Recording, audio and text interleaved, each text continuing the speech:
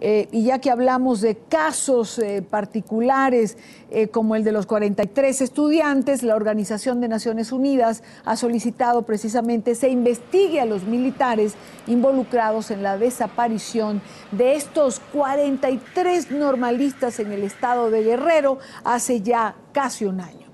Precisamente a la posibilidad de dar fin a este fenómeno se ha referido el investigador Alberto Olvera Rivera. En su artículo, ¿es posible terminar con la impunidad en México?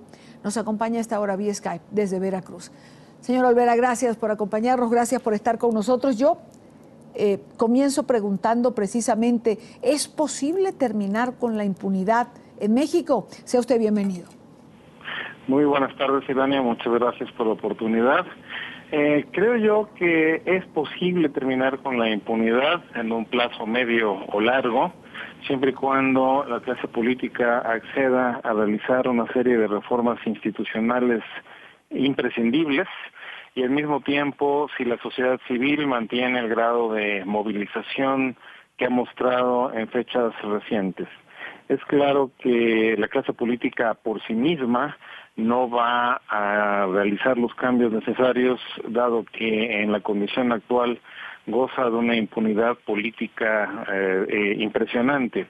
Es solo la presión internacional y la presión de la sociedad civil interna lo que ha obligado al gobierno a aceptar en primer lugar el trabajo de esta comisión independiente de expertos que ha denunciado el carácter poco profesional y poco ético de la investigación hecha sobre la desaparición forzada de los estudiantes el año pasado. Y por otro lado ha sido también esta movilización lo que ha hecho que permanezca en el espacio público una preocupación constante por la impunidad implícita en las desapariciones de miles de personas, en actos de corrupción constantemente denunciados y nunca sancionados, y en la actitud prepotente de múltiples gobernadores en este enorme país que llevan a cabo acciones verdaderamente aberrantes. Creo que hay un disgusto generalizado en el país frente a esta impunidad y esperamos que la clase política tenga la mínima sensibilidad para responder por sí misma e iniciar un proceso de reformas, porque de otra manera me temo lo que vamos a tener es un desfogue social, una gran movilización en los próximos años. Claro, la pregunta, señor Olvera, es ¿en qué momento la clase política va a asumir la responsabilidad que le corresponde?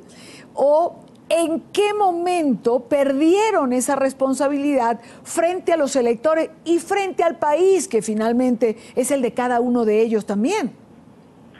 Claro, bueno, la verdad es que la clase política mexicana no ha tenido nunca una gran responsabilidad frente al país. Venimos de un régimen autoritario de décadas, el régimen del PRI, que no ha desaparecido del todo en nuestro corto proceso de transición a la democracia. El régimen se mantiene básicamente intacto, tanto en el aspecto constitucional como en el aspecto institucional y de políticas públicas, lo cual quiere decir que en la práctica no hemos salido los mexicanos del viejo régimen. Tuvimos una pluralización política de las instituciones, hay competencia electoral, hay nuevos partidos políticos, pero no hay nuevas instituciones ni nuevas leyes operativas que modifiquen el comportamiento histórico de esta clase política.